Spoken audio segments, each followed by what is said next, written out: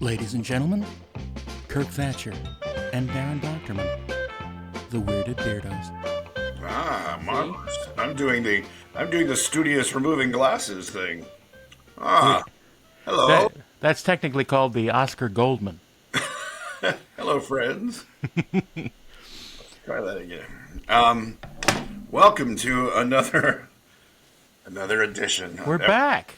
Everyone has We're back after a little bit of a hiatus. You were doing the convention circuit, weren't you? Conventions, and we talked a little bit about that. But went to Anaheim WonderCon last weekend. I was there, but on Saturday. Yeah.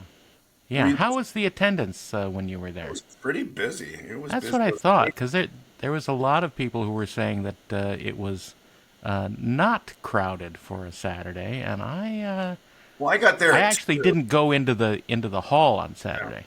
Yeah, I did. I mean, that's all where I went. That's all you did. That's all I did. Met, talked to friends and met friends. Friends. I mean, the fun part of going to cons is just a convention goer. Is I walk about 100 feet and somebody, hey, either I know or they know me, or they think they know you. They think they know me.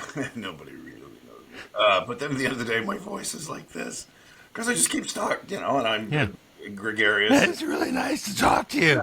Golly, Mr. Wizard.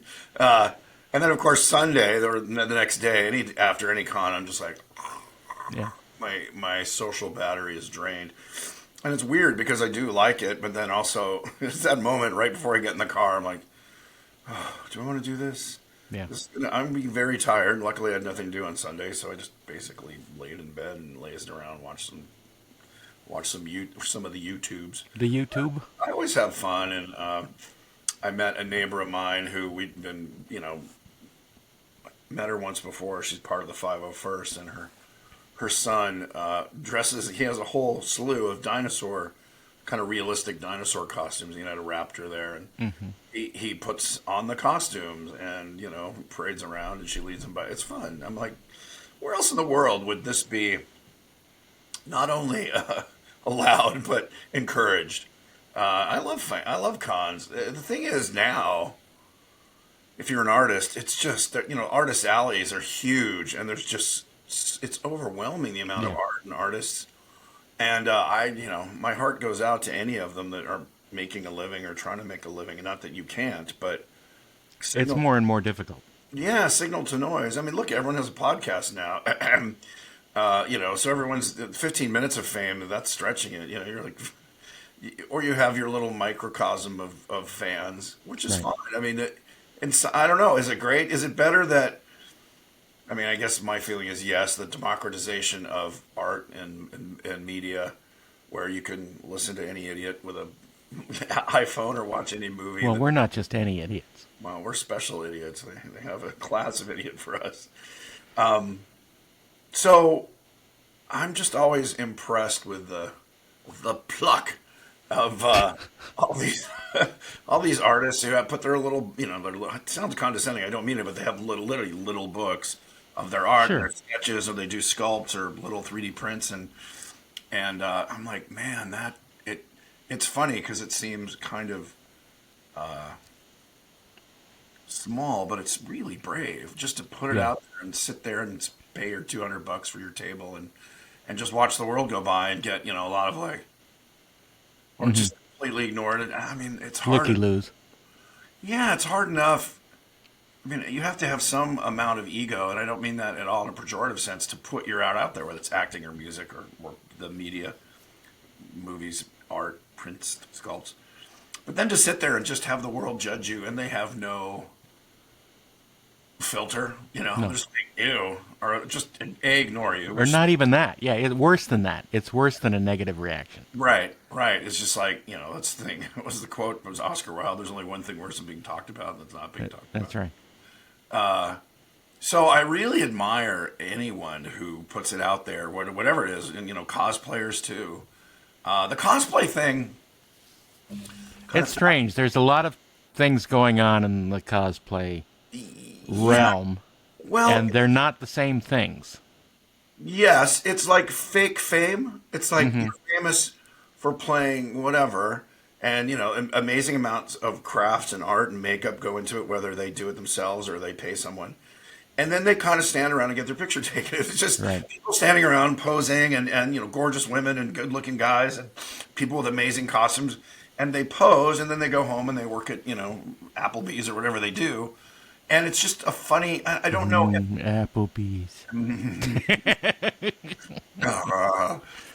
Or whatever they do. They're accountants Yeah. and lawyers and friends of mine who I hung out with afterwards. Or they're influencers. They work in insurance. Go back home to work as an influencer. Yes. Well, that's the thing. It's like, and I asked somebody, I said, do you sell them the pictures? Like, no, I just put them out there. And the guys who are or the gals who are the photographers, it's their thing too. Yeah. So it's like, you can be a photographer and shoot models, and you can be I don't know if you call it an actor or a cosplayer, but there's people who make a living at it, which really, they put out calendars and Yep. their own wear. Usually they're women who are particularly attractive and, and accent their assets. Or accent their accents. Yeah, exactly. Or assay their asses. But it's a funny world. And again, no judgment. Halloween, I like dressing up, but dressing up, I've even thought about like doing Odin or something. I was the dude one time, which was fun because it was easy and comfortable. But you see these people with, like Venom costume. They're just dying there.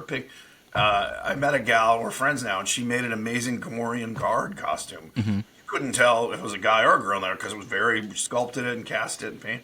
Well, it's funny because all the Gamorrean guards are girls. Well, we found that out.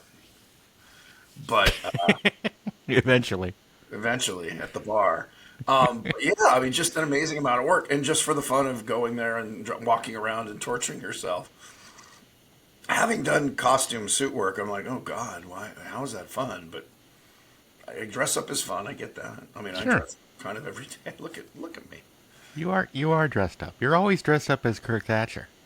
I do that. I do. I have a wizard hat. I bought it, not this con, but the last one I was at. I think I'm growing into some kind of it was either Odin, which was easy, just put something in my eye. Right.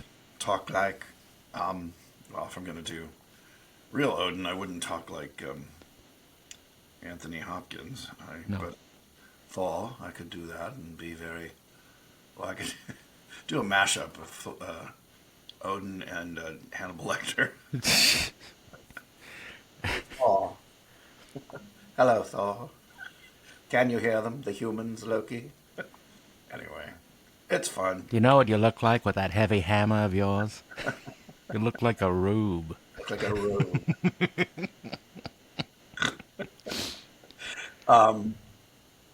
So yeah. So I've been going to conventions since I was 13, 14. My mom Yeah. would drop me off. And I always enjoy them. I guess I love the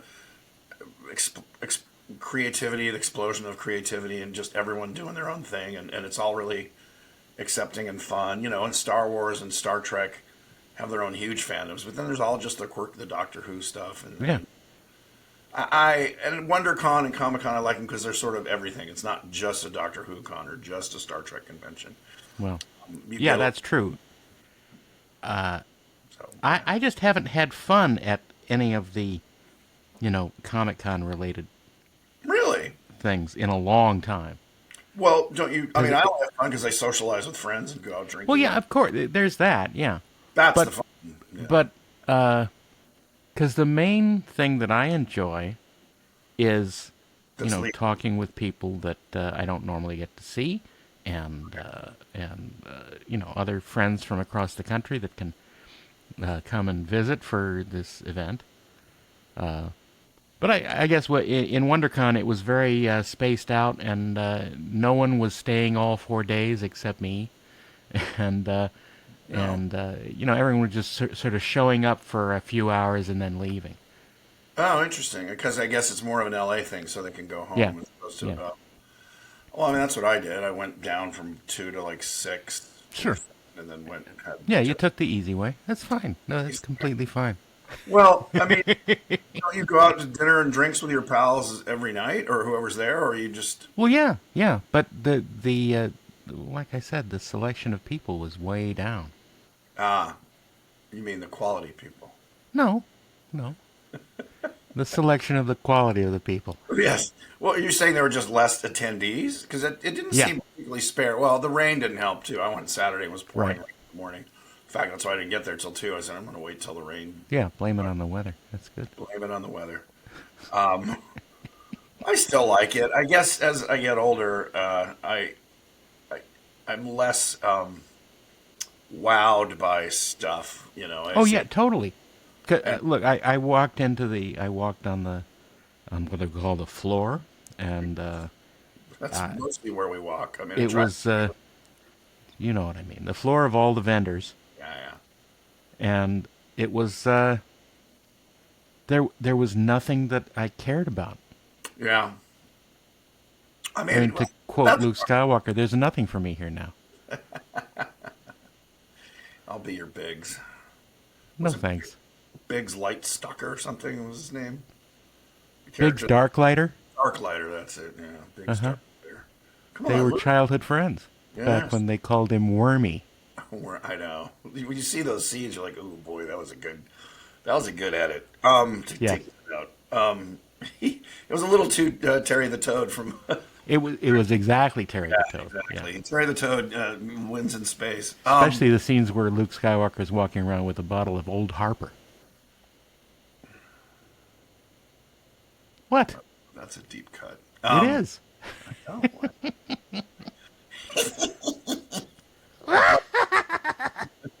oh, hey. Speaking of that laugh, Yeah. I know Mark, that laugh. toast to Mark Dodson who passed away. Who did Yes. that voice? Yes, I know. Good We friend. talked about that. I just Yeah. couldn't do the voice last time. No, you did a good job. Thanks. Highest marks, Dr. Jones. Nice try, Lao Shay. That was pretty good. Um, yeah, I never tried to do Harrison Ford. He just seems so like a generic white guy voice. I mean, which Well, I have myself. it's weird. There's the yelling Harrison Ford, Right, and then there's the Harrison Ford that right. has almost no energy. Mark Hamill nails Yes, yeah. that kind of. Luke. I have two friends who do, voice actors who do Harrison Ford. One does him for all the video games and stuff, and another one does him for the movies where Harrison Right. will come in and do grunts and efforts and like, oh, hey, Yeah. get out. So, We walk from here. yeah, they're dates. You eat them. You eat 'em. It's just a weird line. Was that ad libbed or like I I can't don't imagine Skazin going and then Indiana Jones. What are these? They're dates. You eat them. I don't know. It just didn't seem like a written line. They're dates, you eat them. That's good, Harry. Can you do one a little more flippant? They're dates. You eat them. Anyway, conventions. So I still have fun, but again, it's turned into like just day drinking with friends and walking the floor, seeing whatever what my friends are doing. What new calendars or things they have out. I still Friends you have there. yes, friends. I have you. I drop at least $300 or $400 at Stuart Eng's bookstore. Oh, yeah. Yeah. That- I went to school with Stuart. Really? Yeah. Yeah. I knew Where? him at USC. He's such a sweet guy. And I love his shop, and I'm 'Cause he's great. He was dear friends with my roommate for a couple years, Dylan Del Gershio, who passed away a few years ago. But he and I were huge Star Trek fans together, and you stop by and say hi to him uh, at WonderCon? I didn't go and say hi to anyone because I couldn't make it through the damn crowds. The crowds were too much Really? on Friday. Yeah, Oh, but you said they were here 4 days. I know. I spent my time on the floor on Friday, and then I didn't go again. I just That's hung weird. out with friends in the bar and then the Yeah, restaurant. that's weird that Friday was that packed. 'Cause usually that's the quieter day or Saturday. Yeah, I figured, but I guess the rain had a main deal with it. Shout out to Stuart Eng. It's NG Stuart Eng. Stuart Eng. He has a store online. If you are at all into fantasy, science fiction, bande dessinée, French comic art, graphic Yep. novels, he is the guy for both contemporary and anything printed since probably the 30s. He has become the major player in that type of book. Yeah. Yeah, he's up there with he's the Powell's book of art. Yeah, It used to be Hennessy and Ingalls was the right. was the art In bookstore L.A. in Yeah, LA. And also not fantasy and all that, but just kind of art and architecture. And they went out of business, which yeah. was it. I think COVID was the final nail in that I'm coffin. pretty sure. Well, COVID and the fact that there's no productions here anymore, so Well, and they can't buy art books for the art department. the owner died or something. I think because I remember when they were going to close the Santa The Monica guy one. who handled all the books Yeah, died. yeah, the We book don't guy. have any other one who knows how to operate the books.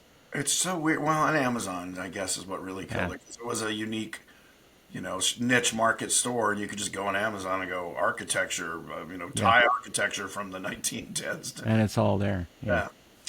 Yeah. So yeah, we sound old. We're bemoaning things like bookstores. But that's look. Nothing's going to stop us from sounding old. We just shouldn't What's that now? sound. Nothing just makes you feel less cold. I know. Yes, yes, yes, yes. We all know what he did. This this podcast isn't half bad. What's a podcast? No, I'm doing a Statler Waldorf bit. This podcast isn't half bad. You're right. It's all bad. It's all bad. Yeah, but it's weird. Like things you thought. I mean, again, technology, but like bookstores, they're not going to go. They're gone. I mean, Pretty much. I support when I'm in Portland, I go to Powell's and buy something or a few things, and in L.A., Vroman's, one of the last bookstores. There's Abe Froman, the Sausage King of Chicago. Vroman, Oh, Roman, Roman. Vroman, and they almost went out. And then there was this big kind of support from L.A. locals. But Vroman's is great. One of the last. That and what's the bookstore downtown? Like the last bookstore or something. What they called the. I don't know.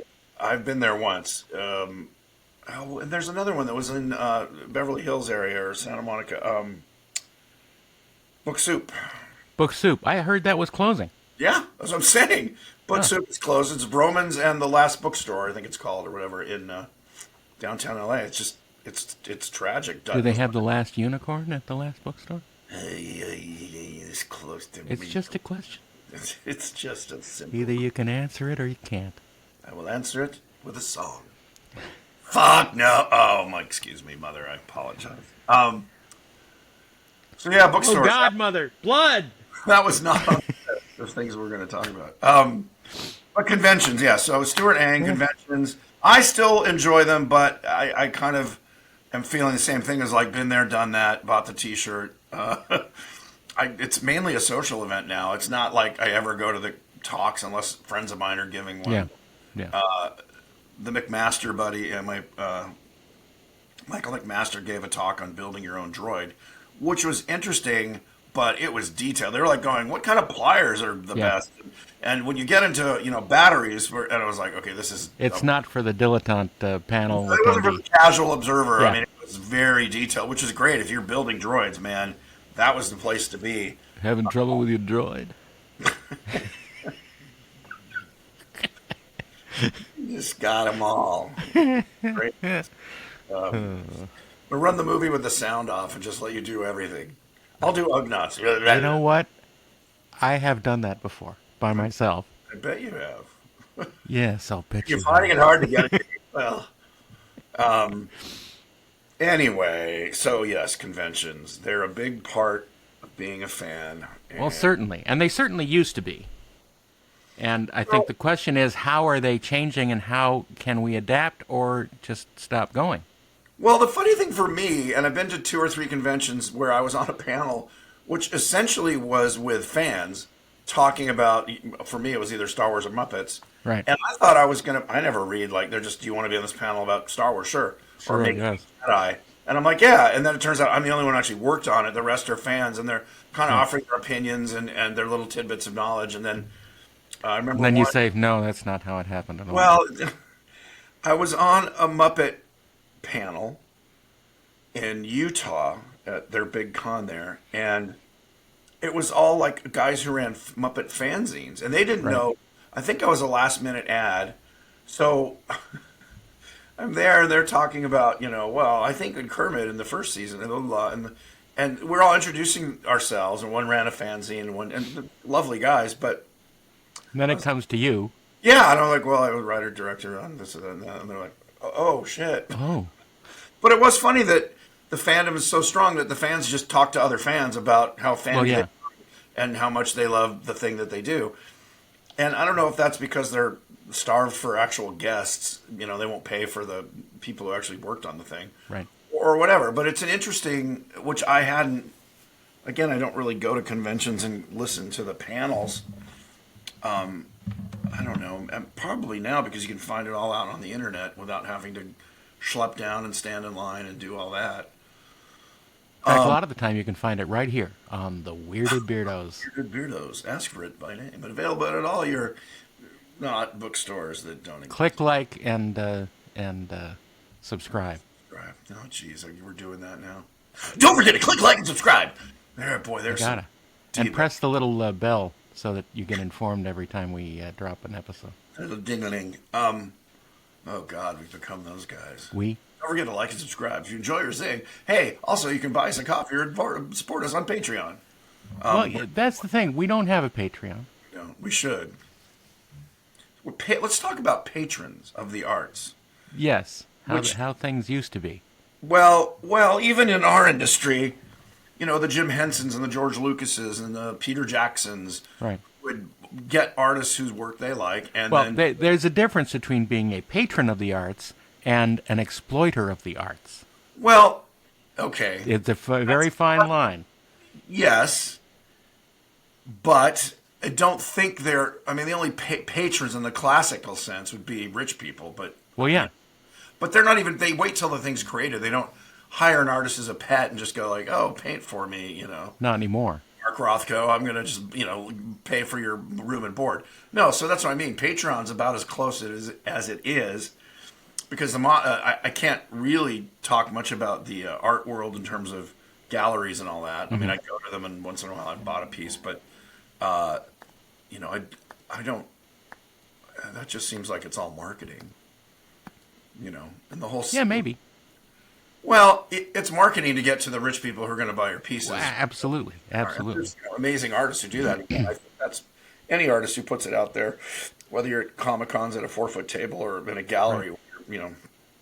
It's a tough row to hoe, as they say.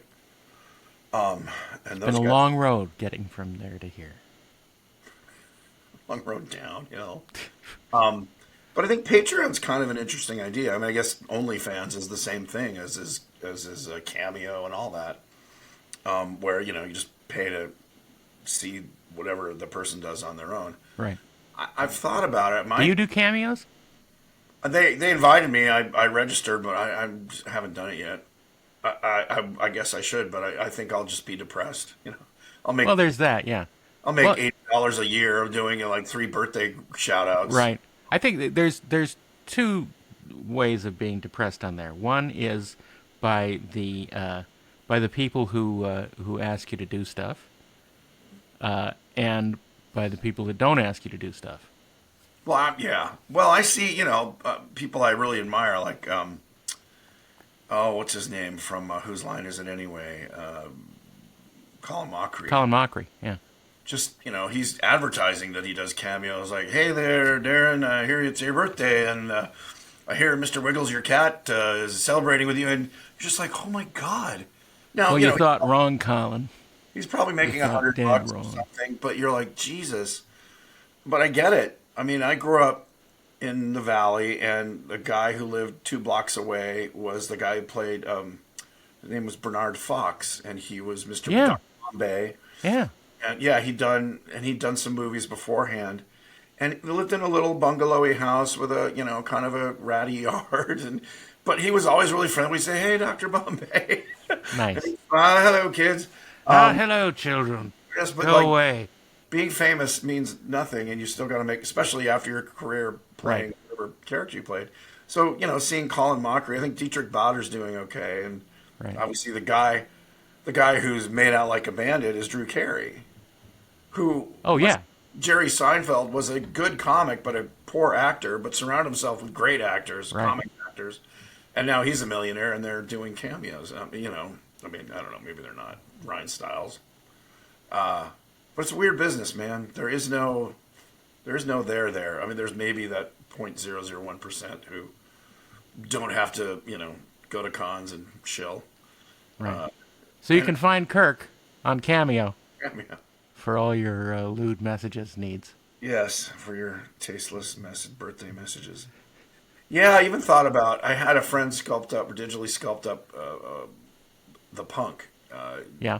As the punk act, photo realistically. Your character from Star Trek 4, The Yeah, Voyage Home. Star Trek 4. And I thought, well, now with AI, I could just animate him because I think if it was the punk wishes you a happy birthday and flips you off, I'd probably make at least a decent amount of money. If it's just me like this, I'd be like, why is Peter Ustinov's son wishing me happy birthday?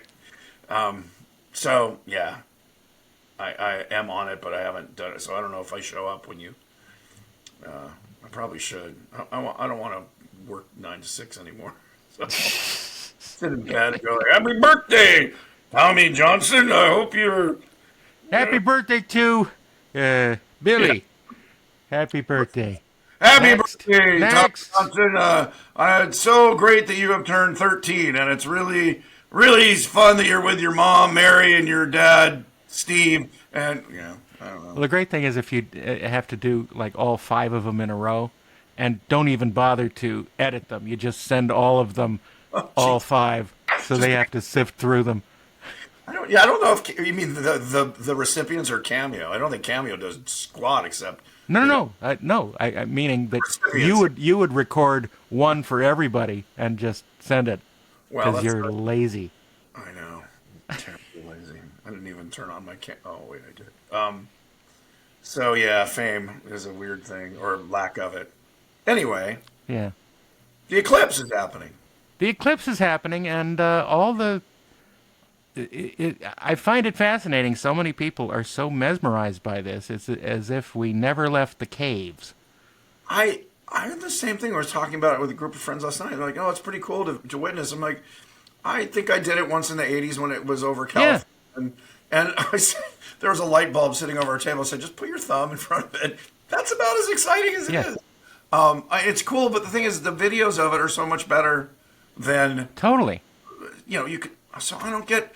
These states calling in the National Guard to like protect the it's gonna be like the day after tomorrow, something where people just lined up on the freeways and jamming traffic, standing up, staring at the sky. I'm like, I just want to see all the people holding up signs to the sun, saying, be good to Earth, stop global warming. On the inner tubes, on the YouTubes and the interwebs, there's a lot of stuff. People saying, end times and the coming of the Antichrist or the Earth is going through a major shift. That's why we had that earthquake in Jersey, and the signs and wonders, and alligators in the sewers, dogs and cats living together, human sacrifice.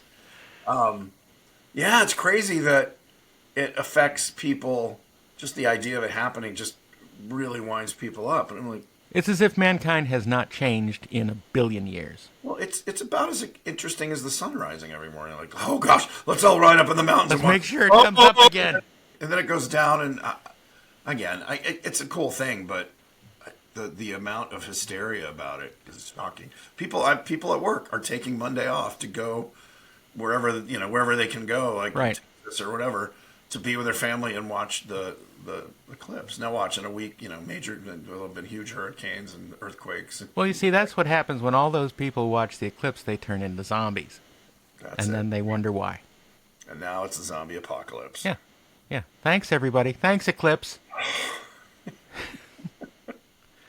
So there's that in the news. So there's that. One of the good things is that we asked for viewer commentary and questions. We have. And we got at least a couple of them, which is exciting. Lay them on us. They're gonna find them right here. Mary Markle writes, "Dear Kirk, are you single?" Right? That was one we got, right? Asking what my day rate was? No. Sorry. You're sorry. There's a little long note from listener Andrew Ridner, or Ridner, Randy Rittner. forgive me. He says, "Greetings, Beardos." Hello, Yeah, Andrew. just con. First, let me say that I've really been enjoying the show. Oh. I could admit, as a 26-year-old who enjoys classic pop culture, that some of the references do go over my head, but through that, you have provided me with some neat things to learn about. Well, thank you, Andy. And remember, learn about is fair play. The stories and commentary about the industry you both come from have also been very insightful and make for a fascinating listen, hoping the show sticks around for a long while. Oh, don't curse us with that. For for Kirk, Ah! what would you argue are the 3 or 4 essential decor items that are mandatory for a tiki bar? Oh. This may or may not have to do with my future kitchen. Well, first thing I would say is a bar. Usually a bar top or something with. I would say that tiki mugs. You know, the spaces. It's always space dependent. I would say bamboo or some sort of tapa cloth or something that Right. Rattan furniture, perhaps. rattan furniture. Yeah, rattan. Rattan. Look at you with your rattan furniture. You look like a tiki bar. Exactly. Hawaiian prints. I mean, art that's Right. evocative of Hawaii or the Pacific Islands. Any portraits of Kirk that you may have? Me, nude or semi-nude, it's all appropriate. Velvet paintings help. But Well, as far as I could tell, the nude of you is also semi, so... semi-truck is what it looks Oh, like. my. Oh my. The 4 essentials. Well, okay, bar, tiki mugs, rattan furniture or furniture covered with tropical prints, and then bamboo of some sort to cover the walls, or I guess. I mean, it's And dark. It should be dark. lighting. I mean, pufferfish light. There's so much. There's so much. My tiki. I should do a episode from the tiki bar. Just have to probably take my bird out. Sometimes he's quiet, like right now. Easy? I'm gonna whip out my bird. I whip out my big macaw. Macaw. Didn't finish that. So that would be my answer. I hope that was somewhat helpful. Cool. If not, just downright embarrassing. He continues, for Darren, Oh. I learned about Renegade Commentary when you mentioned it on the 430 movie a while back and would love a possible return. I have another website that has unlicensed commentaries on movies that I've enjoyed through my life. What? And it's at renegadecommentaries.com. Is And it plural? I think it's just renegadecommentary.com. And it's you just. It's doing- me just talking along with movies. I have, or at least at one point, every time I check, another one has been pulled by Vimeo. And I've fought them and won in the past. It's just it's gotten to a point where I'm because of creative tired rights. of it. Creative rights. Yeah, as yeah. well. But I talk during the whole thing. Right. So it's not like you can enjoy the movie. You absolutely cannot enjoy the movie. Just your opinions or your insights or a little bit. It's if I these are movies that I'm extremely familiar with, so Sure. I give some trivia and behind the scenes stories and things like that. Now, if and, you do the movies that you worked on, I think that would be particularly. Well, see, I mean, I haven't primarily because I don't want to preclude the possibility of actually doing them in the future on movies that I've actually worked on. You know what I mean? Yeah, but you mean for like a DVD? I mean, why don't you just do that? Well, because there's a possibility I can be paid to do it in the future. Well, that's what your Patreon would be. There you go. Well, that was free. Believe me, I've thought about that, and I have taken the steps to put that stuff on Patreon, but I just haven't pulled the trigger yet. Right. Well, yeah. Because knowledge should be free. Yeah, but yeah. Right. Anyway, he continues, DVD commentaries and Renegade help spark inspiration for myself, and I'm sure plenty of others when it comes to any creative aspirations. With streaming being as prevalent as it is, and the majority of people less likely to seek out any bonus features, what do you think would it take for the public to be interested in the filmmaking process again? Hope to hear from you. Mystery Science Theater with tech tips. You know, that may be an idea there. But honestly, the sad part is a lot of young people are just not interested in movies at all now. Well, because they can make their own. No, I don't think that's the reason. I think they're just interested in other things. Well, video games have Yeah. far surpassed. Well, and I get it. I mean, I'm just trying to think. We grew up with passive entertainment. You sat and you were driven through the show or TV series or whatever. In fact, that's a good that's a good production company name, Passive Entertainment. Entertainment. And now you're in the movie, and you don't need your imagination to be sparked because it's a 360 world and it's getting to the point where it's photoreal now. Even a gal pal of mine was really into the Legend of Zelda, which because of my age I never really played it, and she would come over and we'd put it on my big screen and she would play it off her Switch, and it was really fun. And she asked if I wanted to play. I said no, I just enjoy. No, I'm good. Well, but I enjoy watching it. It was actually I'm like, oh, there's a goblin over there. Be careful. I said I like to watch. I like to watch, Ben. I like you very much. But it was fun, actually. I enjoyed it. I could see why, even as again, passive observer, I'm like, I'm used to watching the movie, not actually playing the movie. Right. But because, she's umpteen years younger than I am, she, was good at it, and it was fun. So I get it, and I can see why, movies are now like a $11 billion industry, and games is like a $60 billion industry. Yeah. Also, you can play it, the comfort of your own home, although that's now the same thing with movies. But that interactive part, to me, I enjoy playing really, like, if everything could be on God mode, I'd play a lot more games. Yeah.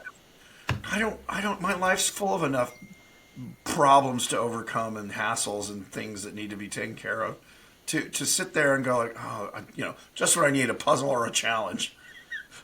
My taxes are a puzzle. My life is a challenge. My health is, I wish I could gather nuts or whatever jewels to make my health go back to 100%. So I just find it, and again, I enjoy once in a while. I think I played one game all the way through, Bard's Tale, because it was funny. Mm-hmm. Also, you like the word bard. Bard, yes. So I don't know, games. I have a lot of friends who've matriculated out of film into games, and particularly in the art world. Mm-hmm. Just steady work, and even that's getting cut now. The big layoffs at Activision and all that. Yeah. In fact, I was going to be. Here's a thing I was supposed to keep secret for another 2 years. I was going to be in a Star Wars game. I was going to be a major character, not a. It was a new character. It was a bounty hunter, and the game idea was teaching a young bounty hunter how to be a bounty hunter. And so you'd go on these bounties with you were Obi-Wan and they were your apprentice, and you weren't Jedi. So it was kind of a gruff guy who talked like originally he was going to be an alien, and they said no, he's kind of he's human. But I was super excited because I wasn't the main character as the player, but I was one of the top 3 people they would interact with throughout the whole game. I was their mentor. I was super excited and did about a half day's worth of recording to they were at the level of they had done the world, and they were they were creating a few levels to really say, this is the game. Okay, now we're going to go full speed ahead. And I think Activision killed it. Well, my friend whose company had done it worked on it for 3.5 years. And so I was like, again, it wasn't a big paycheck thing for me. It was really, finally I get to be in the Star Wars universe, not as a behind the scenes. So it's still kind of I think the last thing I would love to be in Star Wars and Star Trek as something. I can talk about it now because I got the official word like 2 weeks ago. I'm sorry. And then I asked, can I talk about it? He's like, yeah, shout it up from the rooftops. Well, shame Activision. And I was told that the Lucasfilm people were furious because they were really excited about it. Mm-hmm. Anyway, yeah. So that's a bummer. Do you remember what your character name was? No. I have it somewhere in a text with me, but it wasn't particularly memorable. It was like a clown. Faux Catan? Yeah, it was Jim Urso, Ken's brother, older brother. I'm Jim Urso. No, it was it was what was the was it Mandalorian that had like the bounty hunter like barracks or something? Or maybe that's not right. No, they were new recruits to, I guess, the Empire. Anyway, it was fun. I did the voice for a whole level, and then I was supposed to come back. I was told, I was going to do mocap, but if I was going to be the guy, and they were going to Yeah. make it look like me, and I was like, oh man. So there's an income stream. Not the game, just going to conventions, being Yeah, I'm right. Flambeau. Well, you can always say that you were someone else. That's true. I was someone else. It Yeah. doesn't work. Who are you? I was someone else. We Yeah. have another email from No! another listener. We're coming in fast and furious now. Well, especially since we've started mentioning them on the show, maybe people will gather up the You get courage. your name read out loud by That's Dr. right. Grinman. We have from Mark Villa. Dear Darren and Kirk, congratulations on your podcast. Well, thank you. That was a lovely letter. Oh, wait, there's more? There's more. I've been enjoying it immensely. Oh, is that a fat joke? Darren, while I feel I've come to know you pretty well from Inglorious Trexperts, I always relish the opportunity to hear even more of your stories, wit, and wisdom. Well, thank you very much. Wow. And Kirk, Wow! it's been really fun getting to learn about you. I'm certainly familiar with you from your Trek connections, but the rest of your story is a bit new to me, and I'm enjoying hearing it for the first time. You and everyone else in Hollywood. Well, thank you, sir. Which is nice. It's very nice. Thank you. Question, what is the title of your theme song, and who performs it? It's a delightfully infectious little earworm that I find myself unexpectedly whistling at random times of the day. Slightly infectious little earworm was my mom's nickname for me. And I'd love to be able to hear it in its entirety. Oh. He says, thanks again and best luck to both of you. Well, I have that information here about our little theme song. And he's That, on the- by sheer coincidence, I found is a tune that you are allowed to use on YouTube with no royalties, and they encourage its inclusion. So that's good, but I would pick it anyway. It's a little tune called "Lily's Back" by someone called Veril Keane, which I don't know if they were actually a musician or they were sort of a conglomeration of studio musicians that got together and made an album, because I haven't found anything else from this guy. He's a clarinet player, ostensibly, and the album this is from is called An Afternoon Affair, but it is probably from the very late 60s, early 70s, and it's jam-packed with little 60s tunes like this, like our theme song, and I dig it. And there's very other clarinet. There's very little other clarinet forward groups from the 60s that. Yeah, that's for sure. And it's kitschy, but it's not bad. It's good. It's good sort it's of funny. tiki bar music. Yeah, we were trying to. Darren took the yeoman's job on that, and trying to find a theme song, and found it, and said, "What do you think of this?" I was like, "It's great. It's light and dippy like we are. Yeah, Yeah, light and dippy. full of wit and wisdom and gas." I don't want that. No one wants that. I was describing our podcast to friends. I said, "We really are Pinky in the Brain. It's Kind of. I'm the idiot, and you're the smart one." And No, but we switch off though. Yeah, well, yeah. Narf. Yes, I can tell you one thing: Sure. we're not going to take over the world. we can both be the brain. Yes, brain. Brain and brain. I'm What? left brain, you're right brain. My brain. It's left and right brain. What you meant is my brain left. Now I'm simply a bundle of synapses.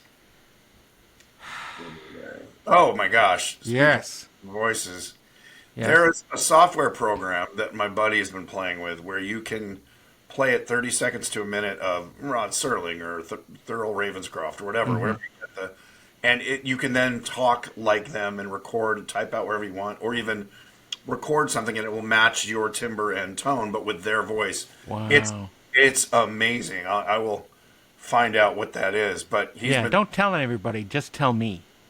I'm just going to tell you. Just tell me. Don't tell anyone else. No, I don't want people doing better impressions than you. No. It's any of us. amazing. My buddy just put in a 35-second clip of Rod Serling. Actually, what's funny, Thurl Ravenscroft, Rod Serling, you immediately know who it is. He also did Hans Conried. Didn't work at all. It didn't sound like Hans Conried at all. It was just like, hey, you idiot. It was like Hans Conried without the bass or something. It didn't have the modulation. Right. So it does clip it a bit. And even the Rod Serling was, Rod Serling kind of gets down here for your approval. And it had the higher register. It was like Rod Serling up here, but it didn't get the deeper somewhere Twilight Zone. But it's pretty remarkable. This is where AI is kind of exciting. It's at least fun. It's nothing. If nothing else, he was just making audio cues for his house. Like you go into the bathroom, it's like, "Welcome."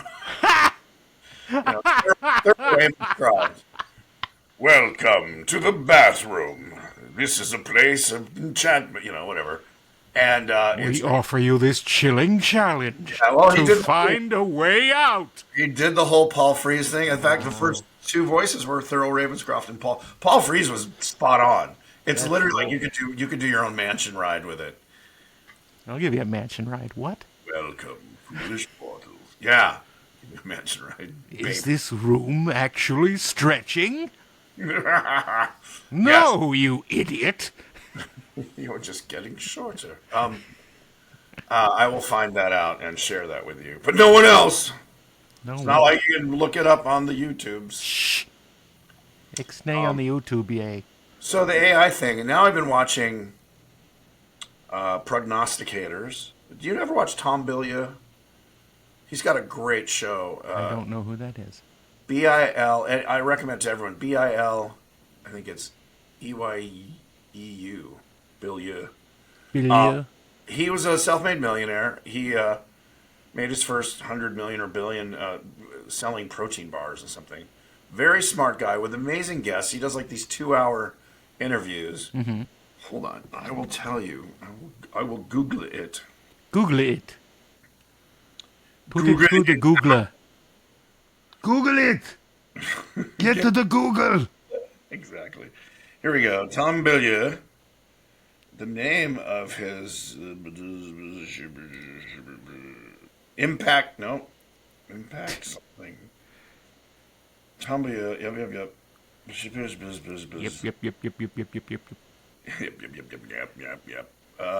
What's the name of his? Impact Theory. Uh-huh. Impact Theory. Amazing interviews with really smart people. It's what 60 minutes, it's sort of like if Vice was doing 60 Minutes, like where it's just very deep cuts. It's just one-on-one interviews, but really smart, ex-CIA guys and theoretical physicists and people who are, from the deep state and just talking about it, and nutritionists and psychologists and just all really, really, really good, interesting, thought-provoking, like a Charlie Rose kind of thing, but not with actors, not with just entertainment media types. Not with those boring actors. Well, yeah. Over and over again. Have you been following what NVIDIA just came out with, the graphics company, chip maker? I haven't because it has no relation to me because I can't use an NVIDIA card. Well, are you all on Macs? I'm all Mac, and I will never be That's why I pulled gave from a up. Mac. I will always have a Mac, but I finally broke down and got a PC and then got another one because of exactly that. I can do high-end graphics. I can do 3D modeling and stuff and not be hampered by the fact that Apple oh, we don't even use graphic cards now. It's all on the chip. Well, then you're doubly hampered. Uh, I know there's some software that works better with the new Mac chips, but I just like both. I've become agnostic. For the most part, it was Windows was such a crap OS. Yeah.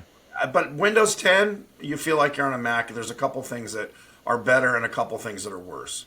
So it's more like, okay, it's a funky version of Mac OS, which I avoided. I even looked at Windows 9. I'm like, it still looks like DOS with a better, shell.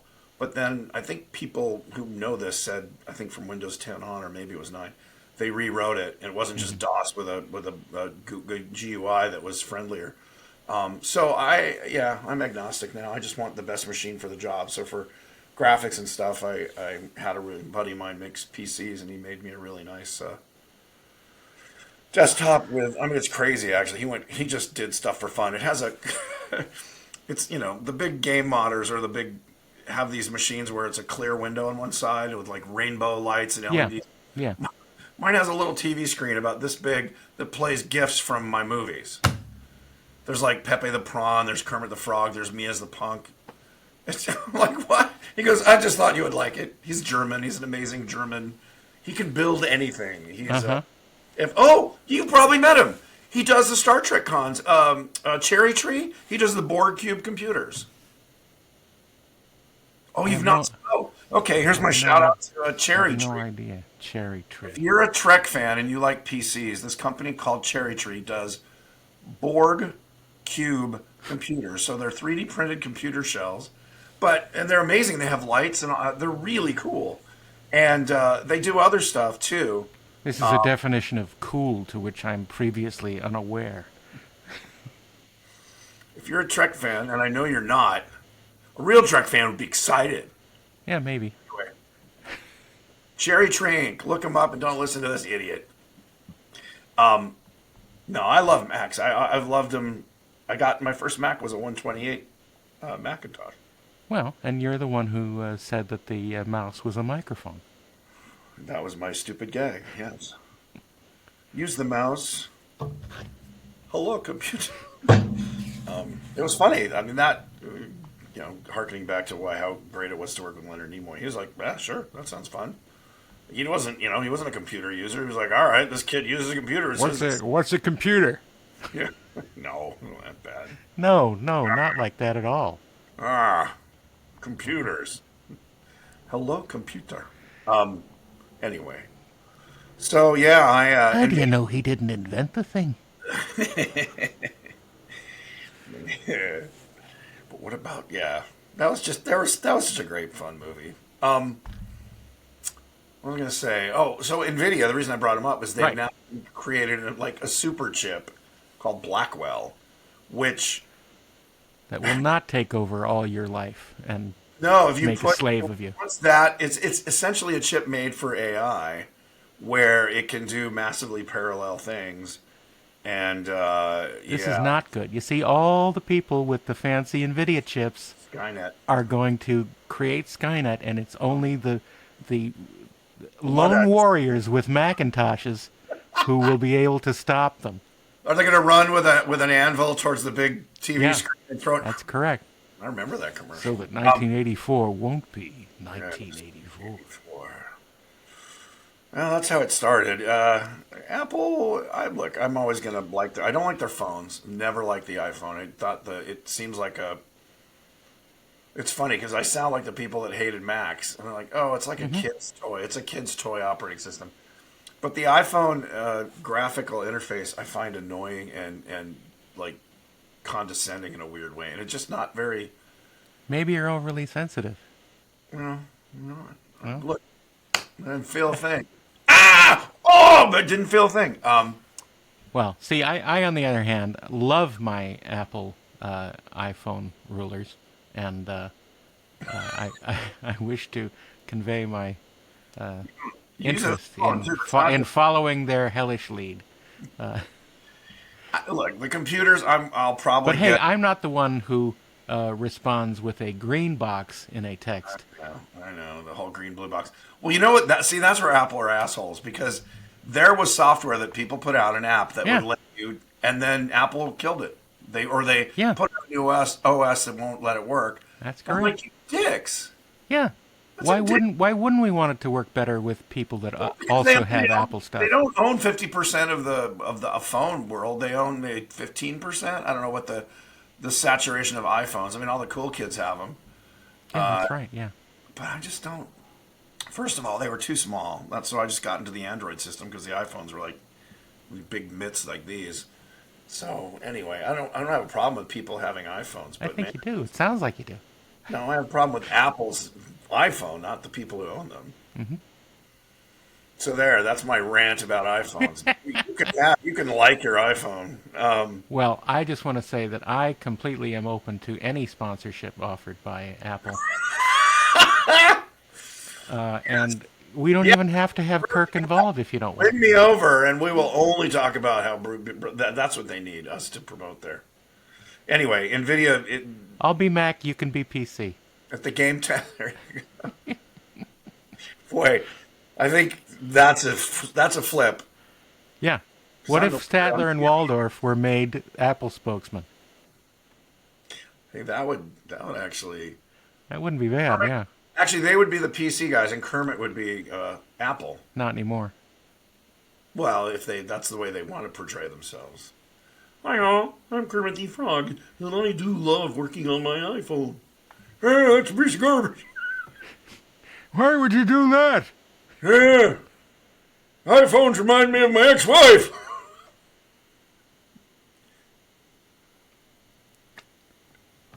Wow, you're terrible at this. Actually, Statler Waldorf jokes are the hardest things to write because there's Yeah. a very specific, very succinct rhythm to them.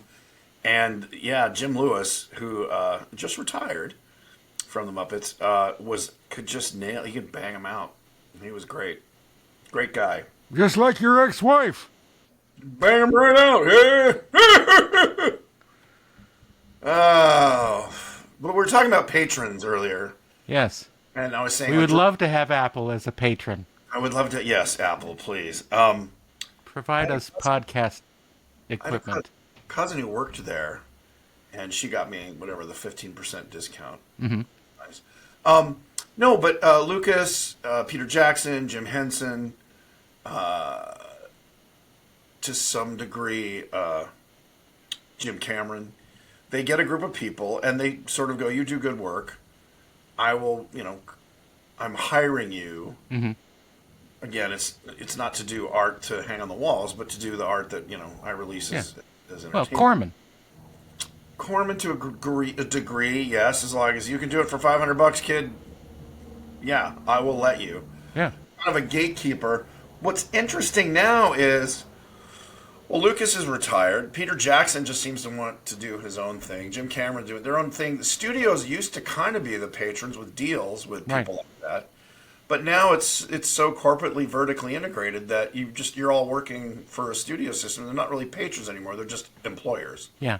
Well, it reminds me. Francis Coppola had a quote several years ago that said, "You can tell what the state of a society is by who pays the artists." In the hundreds of years ago, it was the church, Right, and yeah. then it turned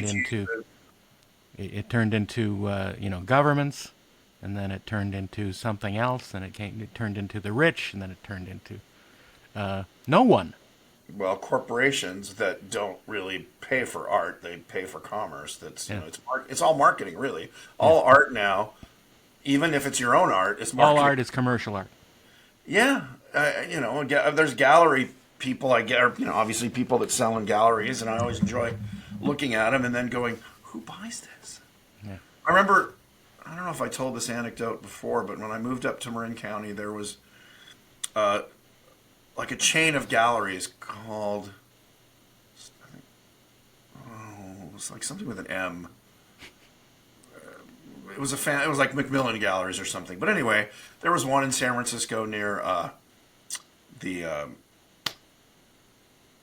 Fisherman's Wharf area. Right. There was one in Beverly Hills. It was a nice high-end gallery. And I remember Leroy Neiman was Right. one of their biggest sellers. Every one of these galleries had his art in it. And I remember walking in one day just to look at, they also had Peter Max and Charles Bragg, who I liked. And I asked the woman, I said, who's your best-selling artist? I introduced myself. I said, I'm an artist at Lucasfilm. Who's your best-selling artist? She's like, oh, by far, it's Leroy Neiman. I'm like, really? Because his paintings to me look like someone took their palette and just kind of carved some figures into it. And it was just every color in the book. And it was weird. It was like race cars and football players and horse racing and golf. Like all these sort of popular subjects for men and men with money. And that's exactly. And I said, really? She goes, well, because he literally caters to rich men. Yeah. Oh, golf. And I said, but what about his garish use of color? She goes, well, the wife can then go, well, it has the green of the couch or the purple in the carpeting, or And I'm like, you're kidding. And I'm like, what are these prints? These are just prints. Yeah. For thousands of dollars, because they were limited edition. He only did 1,000 of them, and they were $1,200 each. I'm like, or $12,000, because he would do a little remark. I'm like, that's crazy, and I realized, oh, it's marketing. It's brilliant. It's brilliant. It's just like Charles. What's the guy? Painter of Light, who went to Art Center. In fact, somebody was just talking. Yeah. We were talking to Alan Monroe. He was friends with him. Yes, that was it. It was Alan. What's his name? Kincaid, Thomas Kincaid. Yeah, Thomas Kincaid, painter of light. Was just paint cute little houses. I mean, I'll take that over Leroy. At least there was some creativity to it. It wasn't a golfer. I thought Leroy Neiman's paintings were great in terms of their energy and their. You hadn't seen anything like it before. Well, John Berkey was doing it too, but he actually had a better color sense. I think. Well, yeah. You know what I mean? That kind of slashy Berkey did that with spaceships and like original stuff. I mean, look, it sold well. More power to any artist who figures out that market. Well, yeah, absolutely. But it really was marketing. It was just like, I'm sure. I mean, he did the Femlins for Playboy, which were great. He created that little cartoon Femlin, and he did art for Playboy that wasn't. And that's, I guess, that was the other thing. She said the men find his art in Playboy magazine. Right. At that time, the Robb Report of class, like, oh. That's true, yeah. Yeah, I mean, everything in Playboy was fancy. It was a mark of distinction. Right. If you, if you were an artist. It artist. was representative of a lifestyle that was right. That was sought after. Yeah. Yeah, so it's interesting. So that was my first, was it Anderson Galleries? Might be Anderson? Anyway. Could be. That was my first brush with like, oh, wow, it really is marketing. Fine art is just as much marketing as, grocery store. Oh, in fact, more so. And hence Andy Warhol. Yeah. I mean, he realized, a Campbell soup can, a painting of that is kind of meta, or a silkscreen printing of it.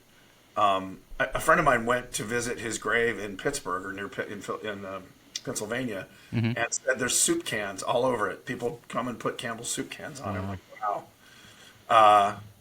But, pop art was sort of, what's his name? Roy Lichtenstein, just doing giant.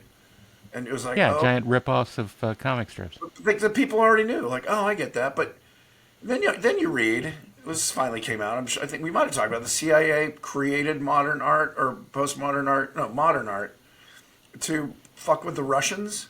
And they're the ones that promoted Jackson Pollock and Rothko and all that. Because the Russians were, these beautiful artists teaching, classical painting and being able to do landscapes and nudes and figurative studies and perspective. And this whole thing came out that it was the CIA that promoted garbage to really infuriate them and make, this is art. And then there was the story of Alan Funt. Right. The guy who created Candid Camera.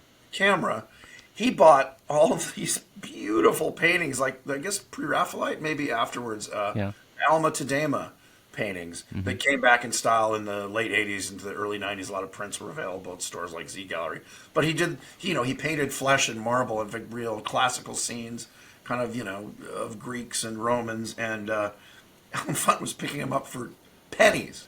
Like people were just garbage selling him and buying a Rothko print or I thought it would be funny to go to the airport hotel and buy some paintings. I remember his voice. We asked, and then he did that movie, What Do You Say to a Naked Lady? Oh, that's right. Well, that was early 70s, yeah. Yes, that was his R-rated movie where he had nude women in an elevator and a hidden camera. Right. We thought it would be funny. What if you got into an elevator and there was a completely nude woman? How would people react? And Let's see what happens. that was the premise of Yeah. the whole thing. And I remember finally seeing it on VHS or something as an adult because when I was a kid, I was like, "What? That's Yeah. blew my mind that you could do that and film it, and that there were women that were just allowed to be buck naked and Sure. and I remember renting and going, oh, it's pretty much how people react. They'd either be embarrassed, like, oh, or like, hi, Pardon me. or hello. And the fact that these women weren't mauled was just a testament to how well-behaved American men were back then. Wow, good to know. Alan Funt. Boy, we've covered a lot of topics. We've got modern art. Anyway, the whole thing that was a CIA ruse to piss off the Ruskies is kind of interesting. That, well, when people say, oh, the government can't hide things, well, are you kidding? They can control entire movements by seeding the art world. I would with like to think that that was possible. I like to think that people have power over these things because otherwise it's completely chaos. without reason. Well, that's proven. This isn't a conspiracy. This has been proven now that the FOIA stuff came out, and they said, yeah, no, we promoted Jackson Pollock, who was basically an addict and a layabout. Well, name me another artist who is not. Okay, I would say, well, modern artist, not alcohol. They're not all alcoholics. There's a couple. Who are you kidding? Oh, I was gonna say Jeff Koons. He was a marketing guy. That guy knew, and he at least made. He hired artists to make art that he. See, yeah, you're fine if you hire artists, not if you are one. Yeah, that's interesting. I don't know. I don't know enough about modern art now. I know there's painters out there and sculptors who just. I mean, I'm friends with a couple of them, who just do beautiful, realistic human bronzes or landscapes. And Chris Evans, who is a matte painter at ILM, sells in galleries and does beautiful oil paintings of landscapes and all that. So another friend's Brooks Anderson, guys who just do landscapes, classic. And there's up and down the California coast, there's tons of galleries that sell them. Here's a painting of Monterey Bay, here, and I don't There's know. lots of homeless artists too. Well, yeah. Well, art is there's no, we're in the only industry that employs artists. That's unfortunately true. I mean, marketing to some degree, I guess, does, but like we said, it's all marketing now. But as soon as they can figure out this AI thing, we can get rid of that. Well, so I think I was talking earlier on about watching some deep cuts. I think, I mentioned Tom Beaulieu on Impact Theory. How AI is going to, like prognosticators saying in the next 5 years, 10 years, 30 years, all the way to robots. Every family will have, every middle class family will have a robot. Or a number of robots, some specific task ones that like just vacuum and clean like Roombas now. But then these humanoid robots, it'll be like $40,000, like buying a nice car. You do payment plan. Right. And I'm like, that's a movie there. My question is, how long is it before Disney just slaps a C-3PO voice chip and skin on a Tesla robot and goes, you getting C-3PO? And he's going to, yes. Oh my. You have company. You've got mail. But until that time, when you can have your own home 3PO. robot, you have the weirded Beardos. Wow, way to wrap it up, buddy. And My friends. that brings us to an end of another one. Oh, do we have to go, right? Yes, unfortunately, Pinky, we have to prepare for next time. What are we gonna do then, right? The same thing we do every podcast episode, Pinky. Try to take over the world. Rob Paulson. Shout out to Rob. And Mo. Mo. Both great guys. I do love Rob. He's the friendliest human being. Hey, buddy, how's it going? He's just super friendly. He's going to be at a couple of the conventions that I'm at this year. Well, he and Mo usually go as a team and sit next to each other. And Rob's always out in front of his table like, hey, how are you? Big hug, shaking hands. Maurice is like you and I just sitting back there like, all right, that's lovely. Thank you. Yeah, you can come here and say hello, or you don't have to either. I don't really care either way. I'm going to hug you. And Rob's basically, taking family photo. It's funny. They're They are their characters, and both lovely guys and friends. What day is it? Is it Talk Like William Shatner Day yet? Does Mo engage in that? He's the one who started it. I didn't know that. Yeah, he's the one who started International Talk Like William Shatner Day. Every Shatner's birthday Oh, right. is Yes. celebrated.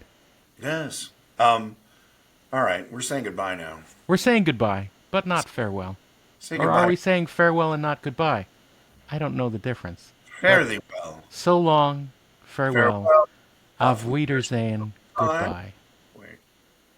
Goodbye! The sun has gone to bed, and so must I. Goodbye! Oh, dear God. This is without the help of alcohol or drugs. Yes, this is just early in the morning, relatively. Yes. Oh, So thanks for joining us. We'll see you next time, and maybe we'll have a special guest, maybe not. ooh. It's just how it goes. Maybe there'll be tasteful nudity. Or maybe not. Distasteful nudity. Or dat tasteful nudity. Oh. Just turn it off. You're still here? It's over. Go home. Tracy Ullman stole that from Uh-huh. Ferris That's Bueller. correct. Okay, we can just keep talking, can't we? There is no off button. We'll see you next time. Bye.